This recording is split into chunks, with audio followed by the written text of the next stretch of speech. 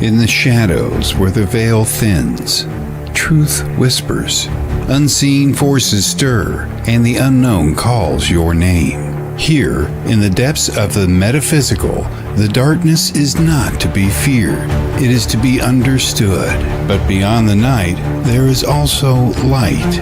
For every shadow there is a glow, for every question an answer waiting to be found. We walk the line between mystery and revelation, between fear and enlightenment.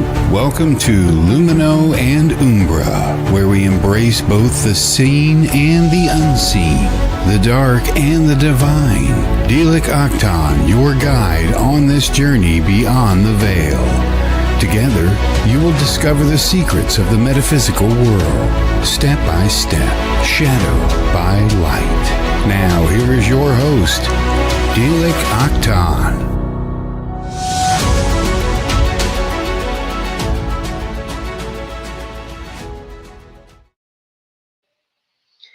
Between the seen and the unseen, there lies a world stitched together by whispers, and by light, and by shadow. I am Dilek Aktan, and you just crossed the threshold into Lumino and Umbra. Tonight, we begin a journey through celestial cores and into the abyss to meet the beings who have shaped our myths, haunted our dreams, and walked beside humanity since the dawn of time. Angels, demons, guardians, tempters. But the truth is never so simple. What if the light hides secrets? What if the darkness holds forgotten wisdom? Let's begin. Thank you so much for everyone being in here with me. And if you would like to comment underneath it, I'll be appreciated. First of all, I would like to start with my disclaimer. Welcome to the show, everyone. Before we delve into the fascinating world of angels and demons, I want to be clear about a few things. The information shared in this podcast is based on a variety of sources, both verified and unverified, and is presented for informational and entertainment purposes only. It is absolutely not my intention to influence or change your personal beliefs in any way.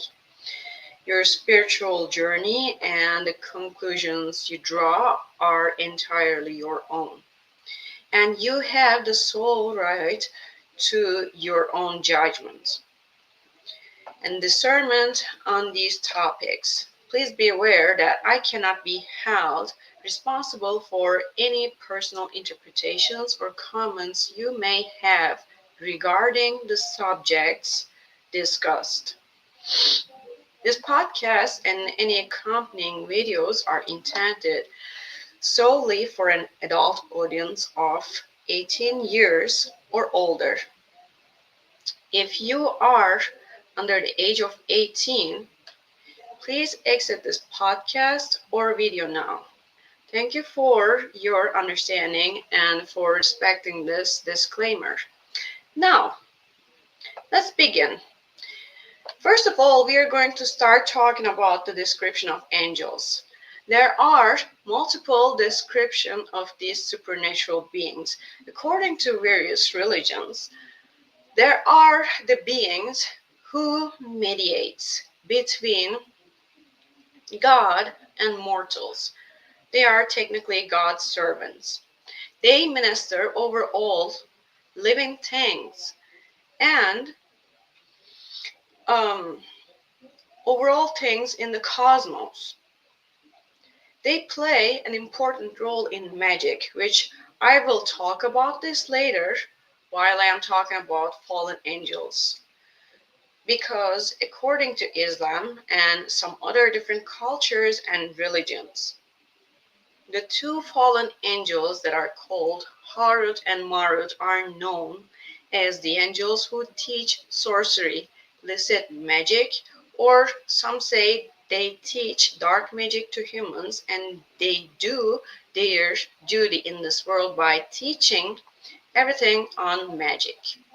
That's a very interesting part that I would like to talk about, which we will take our time on that as well. Among their duties are battling demons and the devil, all forces, all forces of evil. Angels are sent by God in response to prayer and need. The term is angel is coming from the Greek word angelos, which means messenger. And actually, I can make this right here. I can write it down for you guys so you guys actually can see the words that I say it because of my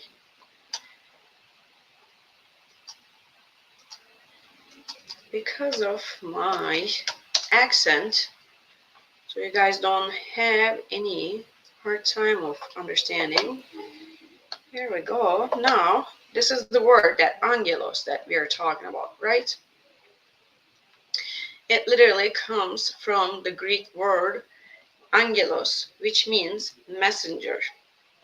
Acting as a messenger between realms, humans and God, is one of the angels' primary duties. Angels divide out the will of God, whether it is aid or to punish humans. On this point, actually, I would like to say it. I personally do not believe in punishments, neither by God nor by angels.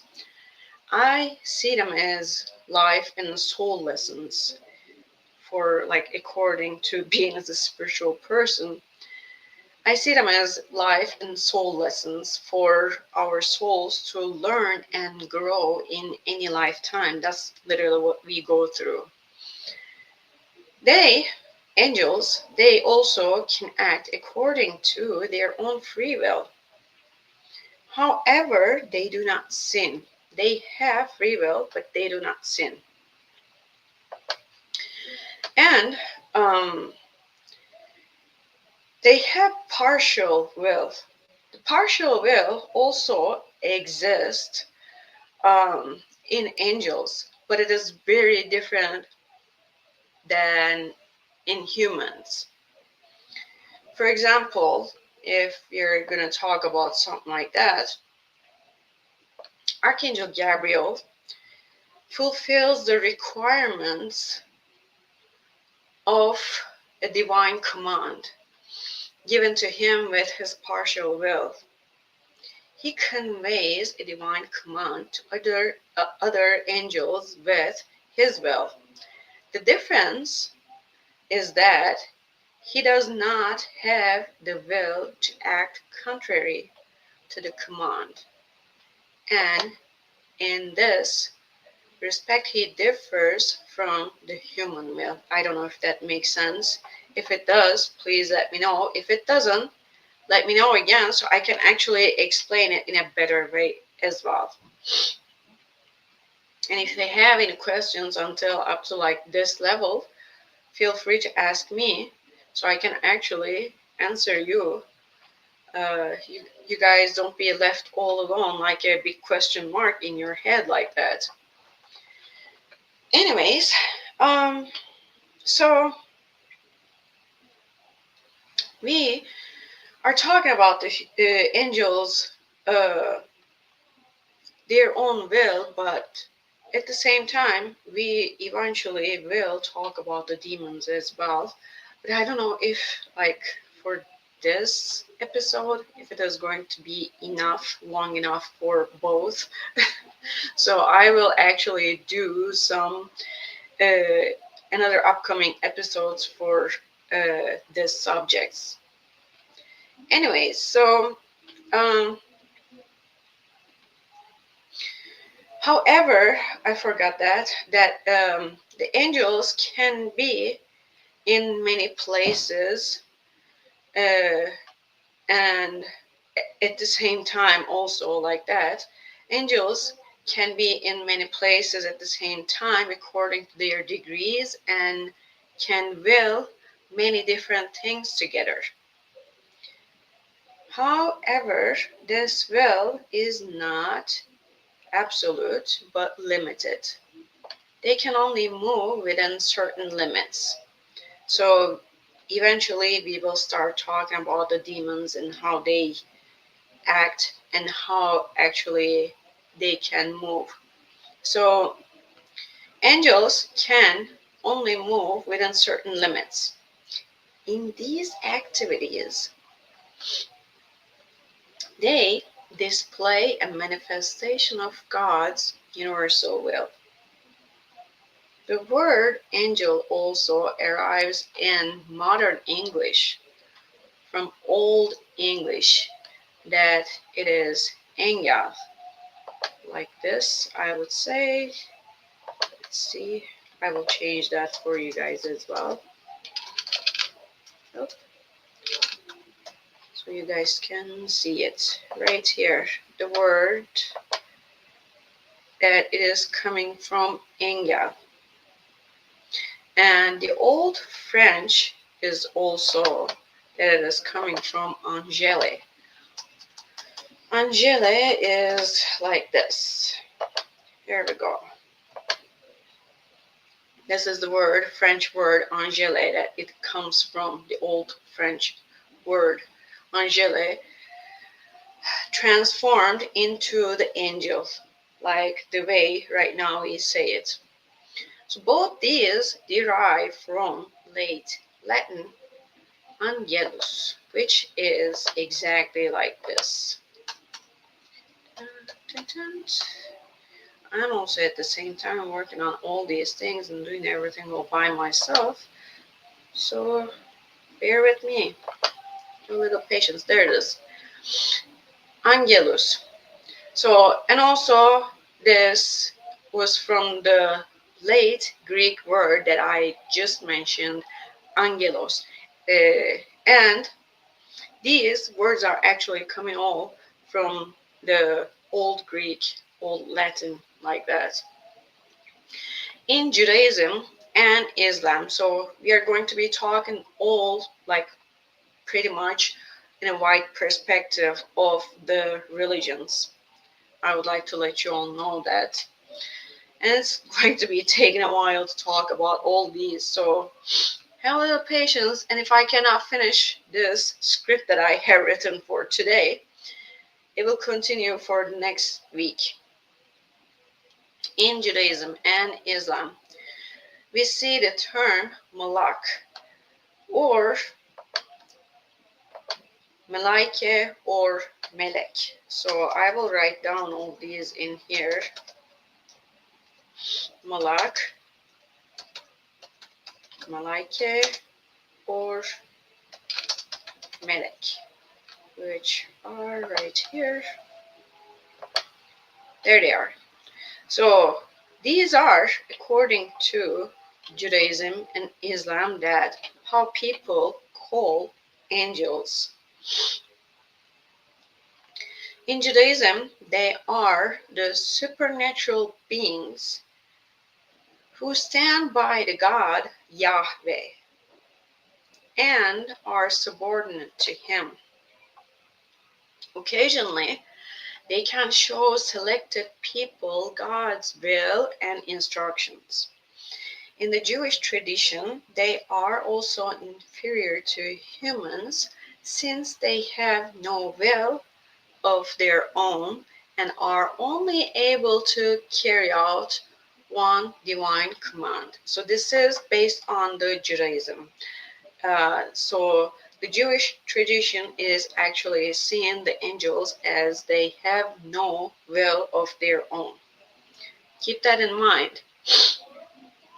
According to Rabbinic Judaism, the angels have no bodies but are eternally living creatures created out of fire and occasionally appear in Midrashim. as competition with humans. Heavenly beings, strictly following the laws of God, become jealous of God's affection for man.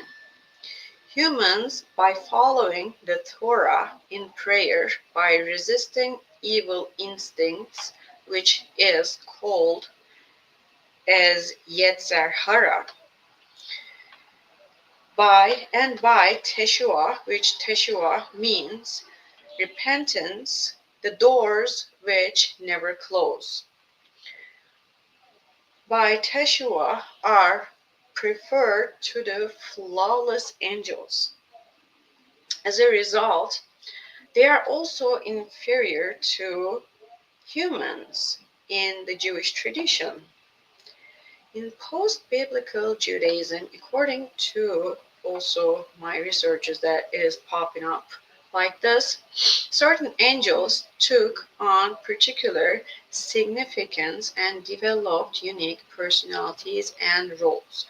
For example, we can actually talk about like Archangel Michael. It has he has his own power, his own duty, and also Archangel Gabriel has his own duty and his own powers with his own uniqueness, like that. So another thing is that these archangels, like let's say, with the unique roles and personalities, those are the archangels. Although these like archangels were believed to rank among the heavenly host, no systematic hierarchy ever developed. And Metatron is considered one of the highest of the angels in Merkabah and Kabbalah mysticism, and often serves as a scribe. There is no evidence for in Judaism for the worshipping of angels, but there is evidence for the invocation and sometimes even conjuration of angels. But so also another interesting part is that there is it says that there is no hierarchy for like angels and stuff, but we are going to talk eventually about the hierarchy of angels and demons. According to Kabbalah, there are four worlds, and our world is the last world, the world of action, which is called Asiya or Asiye. And angels exist in the worlds above is a task of God. They are an extension of God to produce effects in this world. After an angel has completed its task, it ceases to exist. The angel is in effect in the task. This is derived from the book of Genesis, which according to my researches that it is popping up, when Abraham meets with three angels and Lot meets with two. The task of one of the angels was to inform Sarah and Abraham of their coming child. The other two were to save Lot and to destroy Sodom and Gomorrah. This part is very interesting. Sit down and think about it, because we are talking about the angels. The other two angels are actually there to save Lot and to destroy Sodom and Gomorrah. So, actually, angels can have the destruction abilities as well, which this is one of the ability of Archangel Gabriel also, according to the occultism. And according to the researchers, it seemed like uh, on like a lot of the websites and sources that I have checked, the Christians inherited some Jewish understandings of angels, which in turn may have been partly inherited from the Egyptians. We're talking about the ancient Egyptians. In the early stage, the Christian concept of an angel characterized the angel as a messenger of God. Later came identification of individual angelic messengers like Gabriel, Michael, Raphael, and Uriel. Then, in the space of little more than 2 centuries, which is shown up as from the 3rd century to the 5th century, the image of angels took on definite characteristics both in theology and in art. They started appearing more human like looking with wings. Belief in angels is fundamental to Islam. The Quranic word for angel derives from either from malaka, meaning he controlled, which a little bit ago I have showed, which is right here. Malaka meaning is he controlled. Due to their power to govern different affairs assigned to them. So, or from the root, either from al-K or al apostrophe K or MLK, with the broad meaning of a messenger, either way in the Old Arabic. Or, yes, it is the Old Arabic, that's right. Unlike their Hebrew counterpart, the term is exclusively used for heavenly spirits of the divine world, but not for human messengers. The Quran refers to both angelic and human messengers as Rasul, like this. Here. I'll write it down for you and show it up. Like this, Rasul. Some of the angels are mentioned by the name in the Quran. Others are only referred to by their function.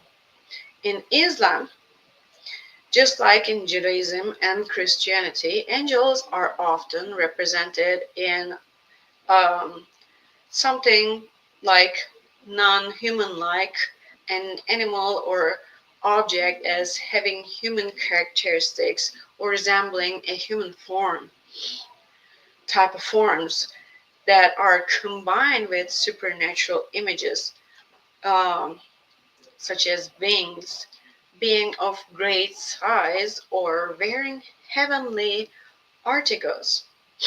Common characteristics for angels are their missing needs for bodily desires, like us humans, such as eating and drinking, and their lack of affinity to material desires is also expressed by their creation from light. Angels of mercy are created from nur, which is the cold light, and in opposition to the angels of punishment created from nar, which is hot light. So I am writing down in here, this is cold light, and nar is the hot light.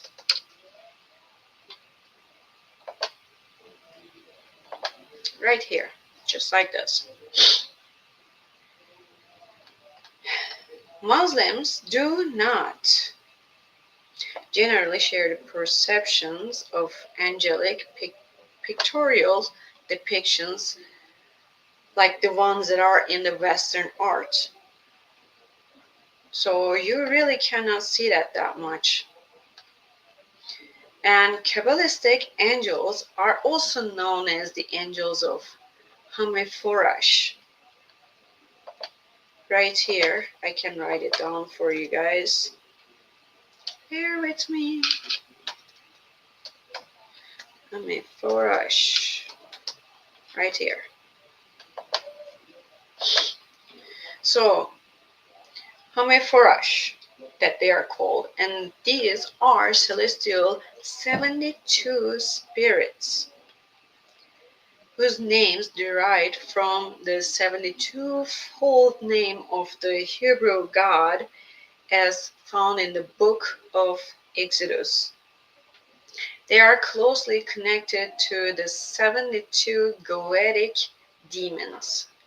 The supreme expansion of the divine name is called Shem HaMephorash, which is written like this.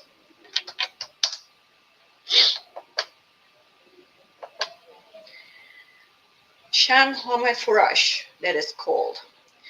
Being the word expounded in its fullness, it means the names of the 72 angels of the Kabbalah connect with the power of the divine name, as their names are devised from his through a series of mathematical and alphabetical permutations exercised by the ancient Kabbalists.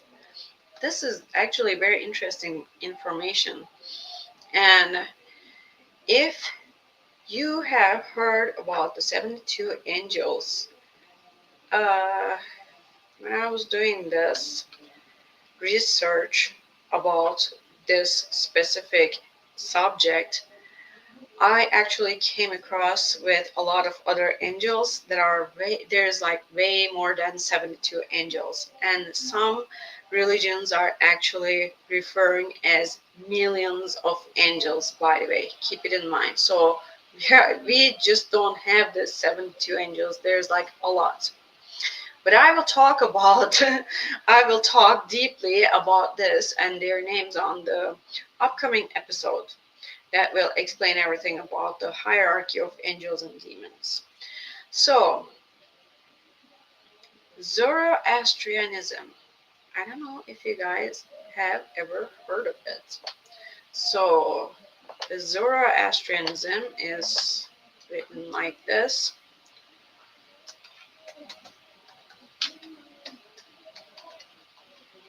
Right here. So, Zoroastrianism is, which is one of the oldest religions in the world, is essentially a monotheistic religion that states that Ahura Mazda is the only creator of the divine order. So if we talk about Ahura Mazda, I can actually write it down for you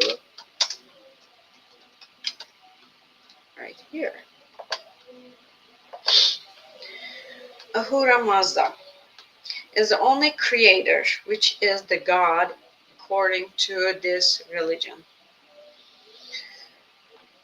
In the meantime, according to Zoroastrian belief, there are opposite elements based on the principles of good, bad, brightness, and darkness, and a constant and endless competition depending on these elements. On one side of this war is the good spirit Ahura Mazda, and on the other side is the evil spirit Angra Mainyu. So it's actually different. Angra menu, but it is actually menu. It's read like that, not the menu. Want to let you all know. At least the sources that I was making the researches on was telling me it was read like this. So here it is, Anglo menu, sorry. The Avesta is the holy book for the Zoroastrian belief. The Avesta provides information about many creatures who are in the position of assistance of the wise master, the creator and protector of this order. The most important of these creatures are the Ameshaspantas, which is known as the archangels. Ameshaspantas as the perfect supporters of a cosmic energy and divine power, and are in an active struggle with evil at every level of the realm of existence. Like these are literally, I will actually down, write down their name in here for you guys. Amesha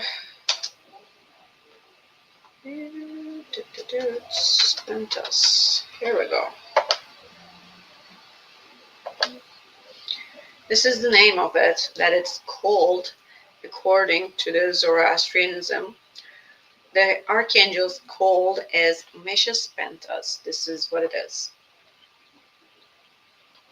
So these creatures, under their powerful divine hierarchy, carry out these lofty duties assigned to them with an endless passion of devotion within a system of values. So it's actually sounds familiar to us, all of us. Is pretty much defining and describing the archangel term that we know. In addition to the Amesha Spantas, the Yazatas, which are divine beings, angels that are called like this, and I will write down these as well. Yazatas and Fravashis, right here. Yazatas and Fravashis, right here. So these are also the terms that you can make your own research about it if you're wondering. That's why I'm writing down all these. The Yazatas and Fravashis. Fravashis is actually kind of in a way like the higher self or higher spirit, like a guardian angel and stuff, according to the Zoroastrian religion. And these two are taking place, and they are known to have the perfect ideals of Ahura Mazda's supreme wisdom, goodness, mercy, justice, and everything manifested in the universe uh, for Ahura Mazda. These angels represent the power of Ahura Mazda that permeates everything. In the Zoroastrian religious tradition, also, each of these creatures, which are generally categorized as Umeshaspantas, Yazatas, and Fravashis, has a different feature and different functions in their existence level. So it's like, as we will talk about it eventually on the upcoming episode, like all the angels have their own hierarchy. But we will talk about the 72 angels, which is actually that 72 angels is based on the occultism, and uh, I will explain what part of it is existing or related with the Kabbalah as well. So there is a lot of religions and a lot of angel descriptions that are going. Like I can't keep going like this all the way to the end. Like it is very, very interesting. When I actually deep dived into this research, I was actually getting lost all by myself. At some point, I'm like, wait a minute, I need to make this shorter a little because I will only have a time for an hour to talk. Wait a minute, I can actually talk longer, but I don't want it to be so boring, so that's why I will keep it just for an hour. Being too nice. Okay, so now we can talk about the fallen angels. Fallen angels are angels who fall from God's grace and are punished by banishment from heaven, becoming demons. So this is kind of in a way the introduction of demons, as you can take it as well, because a lot of the things that I will talk in here are also going to be kind of in a way repeated in the demons when I'm talking. So that's why I actually dived deep into the fallen angels part as well. But before I start talking about the fallen angels, if there is anyone who has any question that I would like to hear, and if you would like to make any comment, please jump on the YouTube and make comments about it as well. I would like to see it. But I don't see any comments. Why not? You guys are not talking really. It's okay. So, ooh, my mouth is getting dry. I have been talking a lot. So, fallen angels. This is where actually is getting twisted, and you may get confused about things because this is the part that mythology, history comes in the existence, which I will talk about all those things as well. I will start talking about the things and I will actually make you question certain things as well. Let's start. So, the literal term angel, fallen angel, um, appears neither in the Bible nor in another Abrahamic scriptures like the Judaism, Christianity, or Islam. It used to describe the angels cast out of heaven or angels who sinned. According to my researches on the internet, one of the websites were describing the fallen angels terminology as the idea of fallen angels derived from the Book of Enoch, a Jewish pseudepigraph, or the assumption that the sons of God mentioned in Genesis chapter 6, verses 1 to 4 are angels. In period immediately preceding the composition of the New Testament, some sections of Judaism as well as many Christian church fathers identified these same sons of God as fallen angels. So this is kind of like the interesting part that we are slowly getting into the everything where everything is actually getting confusing. So the three versions of the Book of Enoch associate fallen angels with the Watchers, 200 angels who descend from heaven to cohabitate with woman and corrupt humanity and are severely punished by God. And Enoch, the book of Enoch, speaks of 4 grades of fallen angels. Number 1 is coming with the Satanael. Satanael, the prince of the fallen one. Satanael was once a high angel who thought he could be greater than God and thus was cast out of heaven on the second day of creation. He imprisoned in the fifth heaven, and this is according to Judaism and Islam. His name is Samael. In Islam, his name is Azazel or Azazil. Means venom of God. Samael means venom of God. Is an archangel in Talmudic, which Talmudic means is that Talmud actually is the Jewish tradition law book, or the book that based on the Judaism. It's like the Judaism law book or something like that. It's like something important for them. Let's put it that way.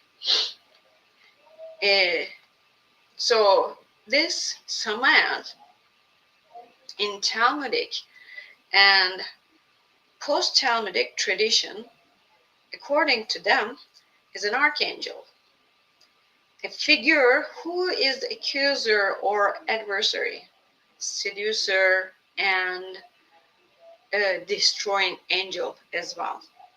The archangel Samael communicates with dead and teaches the occult and magic. This is the very interesting part, so it's coming up. He used to be the chief of angel of the fifth heaven. He used to be the most powerful angel before he fell. So this is what I'm reading, actually, according from my researchers. These are the things that I have found is getting really interesting part. And when God created Adam and Eve, he disapproved of human creation, insisting on being superior to them because he was created from fire, not like Adam and Eve, that he was not created from clay. So therefore, he became the seducer of humanity in Gnosticism. Samael became the name of the demiurge who locked souls in bodies. So I actually will talk about this part in a different episode, but keep this in your mind. So Samael became the name of the demiurge who locked souls in bodies to keep them away from the spiritual world. When he claimed to be the god, Sophia's voice was heard, giving him the name Samael, which means in Gnosticism, God of blind. Based on Wikipedia information, the thing that I'm going to say right now, this is based on Wikipedia information, by the way, as the guardian angel and prince of Rome. Samael is the arch enemy of Israel. I never heard of this before until I have done this research. Really, I have dived deep into it. I mean, I knew Samael before, but there are facts about all these angels that we did not even realize about them. And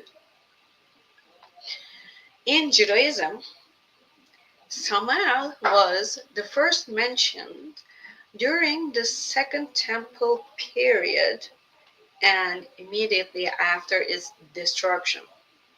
He is the first mentioned in the book of Enoch. In Enoch, first, He is one of the watchers who descended to earth to copulate with human woman. Although he is not the leader, this being Samyaza. Samyaza is a fallen angel according to Book of Enoch. So I will write down the Samyaza's uh, name right here so you can actually see it. And if you would like to make a research about it, you can go ahead. This is what I came up with Samyaza. And along with Azazel, which is Samael and other angels, he mated with human woman, and they gave birth to the Nephilim with these women. Later, Samyaza introduced magic to people. Now, the upcoming part that it is getting more interesting as well. So, if you paid attention to the watchers who descended to earth to copulate with human woman, this is very interesting part, isn't it? Because lately, for last 5 years maybe, or maybe 10 years, we have been hearing Anunnakis. Yeah, it's getting interesting in that part. So, anyways, in the Greek Apocalypse of Baruch, he is the dominant evil figure. Samael plants the tree of the knowledge of good and evil. Thereupon, he is banished and cursed by God because of to take revenge. He tempts Adam and Eve into sin by taking the form of the serpent, which I want you all to mark my words at this point, because on this spot it is very important. So we are talking about the Samael turning um, into the form of the serpent. So it's a shapeshifter at the same time, right? But this serpent is actually different. When that episode comes for talking about Kundalini energy, we will mention this part again and we'll discuss how Kundalini serpent energy is actually related to Samael the serpent. Keep that in mind. The Watchers now.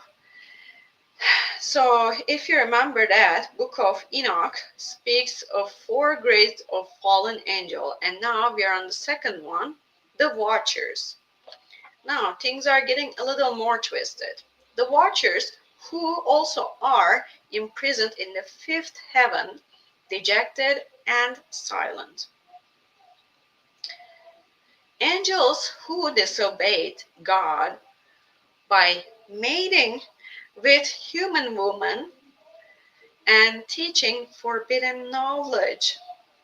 These actions resulted in the birth of Nephilim giants that cause violence and destruction on earth. God punished the Watchers by confining them to Tartarus, which is in some sources that I also have seen as Tartaria, but I will write it down so you can make your own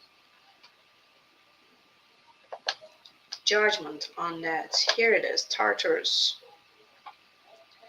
And so God punished the Watchers by confining them to Tartarus and destroying their offspring. The Nephilim through a flood. At this point, I want you all to start thinking about the Anunnaki story that we used to listen, heard, and read through everything. Isn't it interesting? Familiarity? Let me know in the comments, please, if you're thinking so, because that's exactly where I'm coming from. Like, it's really getting interesting at this point. And the story of Tartarus is something really worth to talk deeply, that's for sure. And actually, eventually, I'm thinking to make an episode about it as well. So,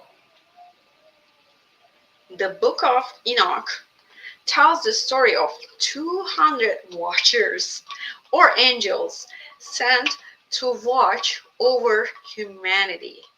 These watchers conspired to commit sins by taking human women as wives and having children with them.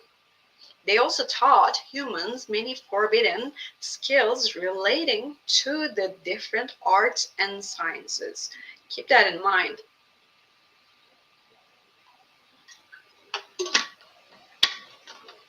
God condemned these fallen angels for their actions and assigned archangels to confine them to Tartarus until their final judgment. According to Sumerian tablets, Enki had human women as his wives and had children from them. Afterwards, they were punished by God and were punished with a great flood as a result of what they did. So, now did everything twist in your mind? If not, let me know. There is more twisting spots are coming actually. So, the third one, according to the book of Enoch, there was 4 type of fallen angels, right? And this is the third one, is the apostate angels or apostate angels, the followers of Satael, who plotted with him and turned away from God's commandments. These are imprisoned in the second heaven, a place of darkness greater than earthly darkness, that it called. There are, how can I say, they hang under guard, waiting for the measureless judgment. The fallen angels are dark in appearance, and they weep unceasingly. They ask Enoch to pray for them. So eventually, you guys will understand who Enoch is, because we are going to come up to that part too. And the fourth one is the fourth part of the angels, the fallen angels, according to the book of Enoch, is angels, just angels. Possibly some of the watchers who are sentenced to be imprisoned under the earth.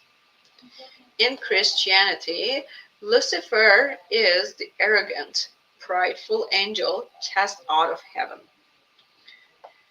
Briefly, in Isaiah, as son of the morning, or the morning star. 1/3 of the heavenly host fell with him. And okay, I actually would like to put this number in here, which is going to take a long time to read it, but it is 133 millions 306, 668,000 angel. Oh my God. Here, I will write it down in here for you. Now, I will show you something in this actually number um, upcoming, because it's very interesting. So if you know a little bit numerology, you will understand what I'm talking about. So here is the number coming. So if you actually be careful and look at all the repeating numbers, 3330666 is coming up. So the 1 represents the beginning. It goes with the 333, and the 0 is in the middle, which is kind of in a way the neutral number, or the how can I say, in a way, in between all these, it's a bridge in between the 333 and in between the 666. And after the 666 is the 8 coming. 8 is also representing the infinity as well. So be careful. They fell for 9 days. Those angels fell for 9 days. Theologians have posited that a portion of each of the 9 orders of angels fell. So we actually will talk about this as well when the upcoming of the episode. We will be talking more about the uh, angels hierarchy, and that time it will make sense. So some said the fallen ones compose a 10th order. The fallen angels become demons who seek to ruin man's souls, a view reinforced by the influential theologian Saint Thomas Aquinas. Lucifer later became identified with Satan. So yeah, what do you think about all these, guys? What do you guys think about all these? You guys are not saying anything, but you guys can actually comment. And actually, I am putting my very first comment in here for you all.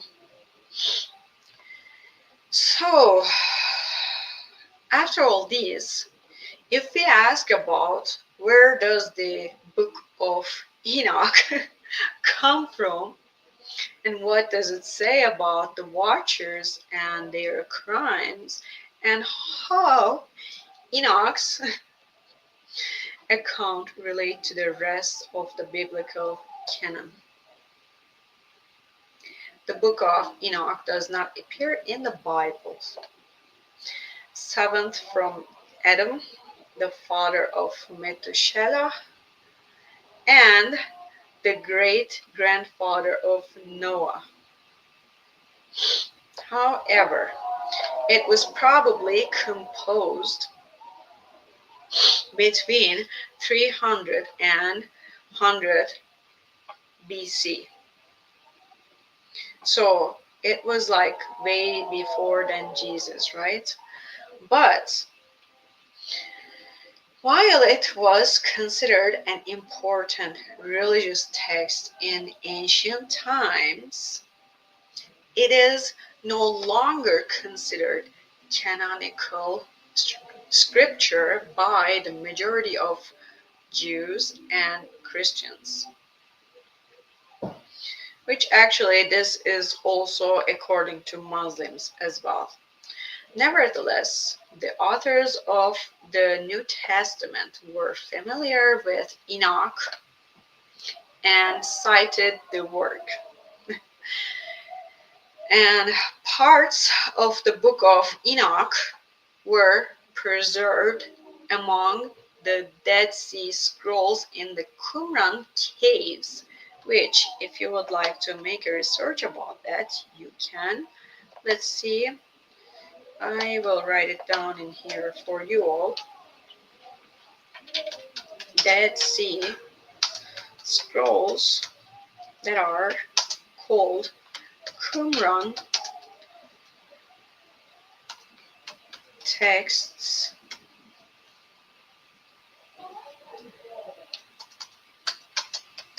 in the Qumran caves, which are also called as Qumran texts. There we go. Now you can make your own judgment on this, and you can make your own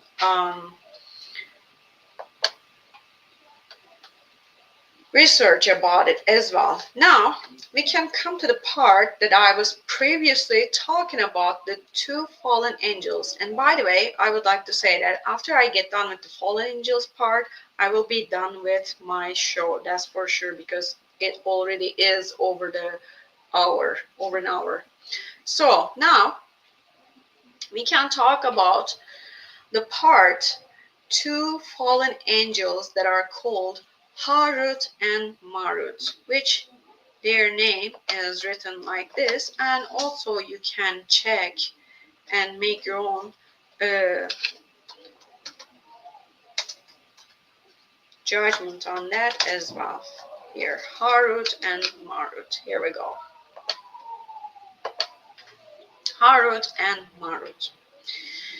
Two people, according to some texts, but also you guys will see if they're called as an angel, why they're angel, and everything. So there's like 4 different stories about Harut and Marut, and they are not actually easy to talk about.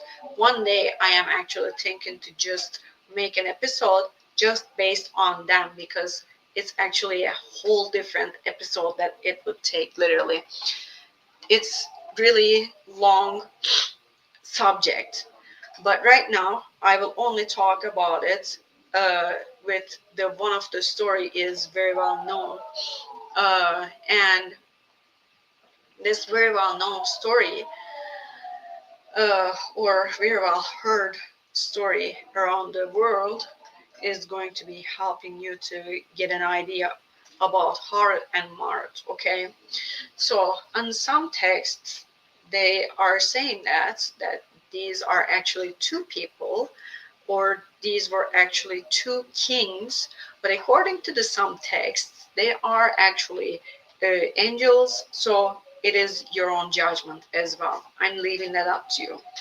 Make your own research.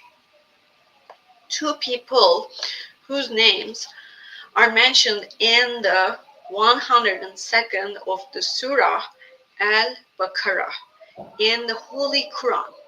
Since they are not described in detail in the Holy Quran, we really don't have the definite and clear information about Harut and Marut, which if you make a research about Harut and Marut, you may not able to find a whole lot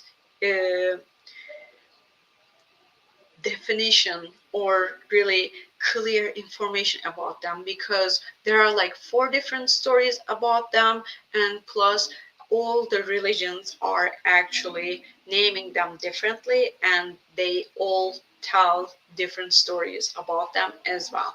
But I'm just talking about the very well known. Keep that in mind. So there are various narrations and interpretations that do not match each other really. And however, the majority of Islamic scholars agree that they were 2 people who lived in Babylon during the time of Prophet Solomon and taught people magic. So did you guys understand why I was saying that the magical part of the angels, that I was going to talk about it by the fallen angels? It is because of this. But wait a second, I need to get a little bit of break time because my mouth is getting super dry in here by talking and talking.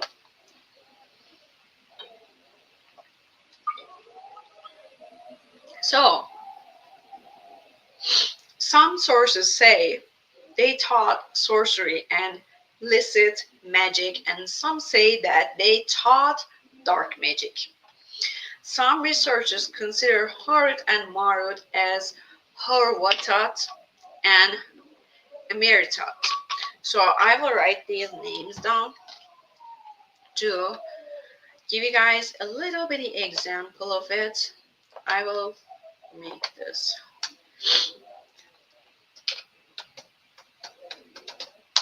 And I am forgetting the name.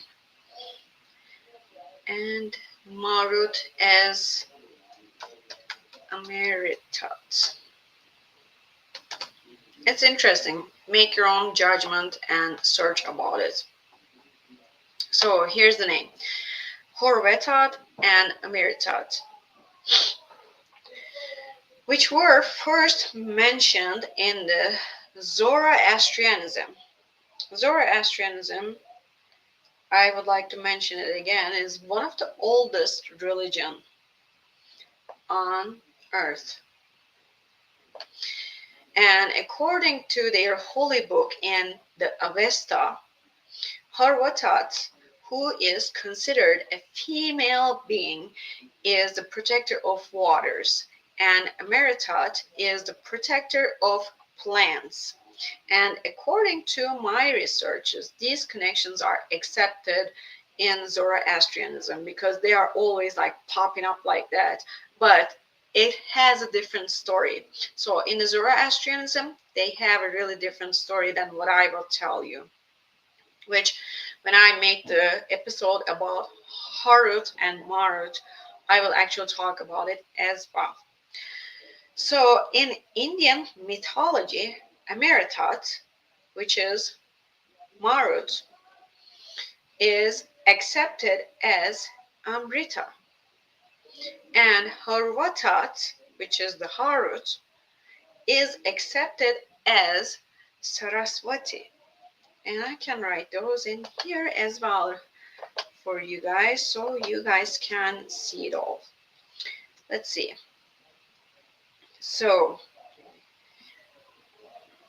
Harut is Saraswati. I didn't want to mix up the names in here. And Marut is called as Amrita. Right here. And if I'm saying it wrong, please let me know about it, you guys. I don't know a whole lot about the Indian. So there it is. There's their name. So you can actually make your own research about it as well. And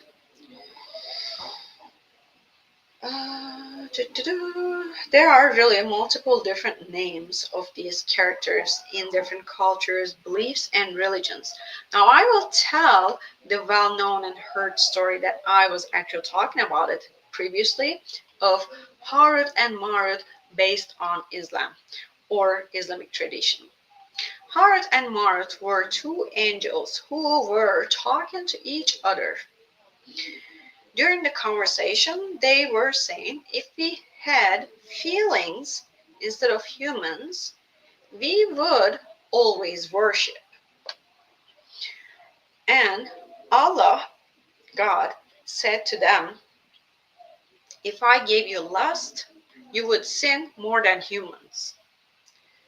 And the angels were confident in themselves, so Allah gave them lust and sent them down to earth. Harut and Marut saw a woman. The woman told Harut and Marut that she would be with them in a sexual way. She would have sexual encounter with them on one condition. Either they will kill her husband, worship idols, or drink wine. they chose to drink wine. And they did. They got drunk. And but in the upcoming part, I will tell about this. So, according to the story, the woman made another condition. Harut and Marut, who were overcome with love, accepted this condition as well. The woman's condition was that they teach her the greatest name of Allah.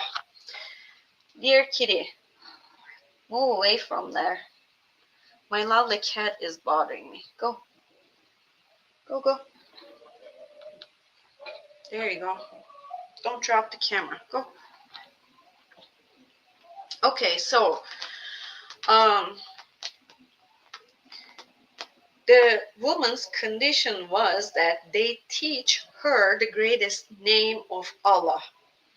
When they taught her, the woman sang it and went up to the sky, and Allah placed her on the star of Venus and sentenced Harut and Marut to stay upside down in Babylon until the day of judgment. So I'm coming to that part. In this story, Harut and Marut are getting drunk, and also they are killing her husband. Well, hello there. They are killing her husband as well, and because of these sins, they are punished. And Allah asked them to get their punishment either on earth or in hell. And they chose to stay on earth by teaching magic to humans, by testing humans' will. But for Harut and Marut, there are multiple different stories, really depending on the culture, religion, and or traditions. This story is the well-known one, and like a lot of people have heard it as well. This is the story that I have chosen, but I will tell their stories eventually as well. Here you go, buddy. And right now, ooh, it's already over an hour too much. If you guys have any questions, I would like to accept it. And if you guys don't have any questions, I will finish it in this point because I would like to talk about the demons later, which is going to take a long time, and that is actually totally another part of the research that I have done, but it is actually pretty interesting. So let's see, do you guys have any comments or any questions? No? All right. Thank you so much for everyone being in here with me, and thank you so much for coming in here and watching my show. And if you would like to see more upcoming videos, please don't forget to subscribe to my channel, and don't forget to like and share my videos as well. Thank you so much, everyone. I love to be in here. See you guys later.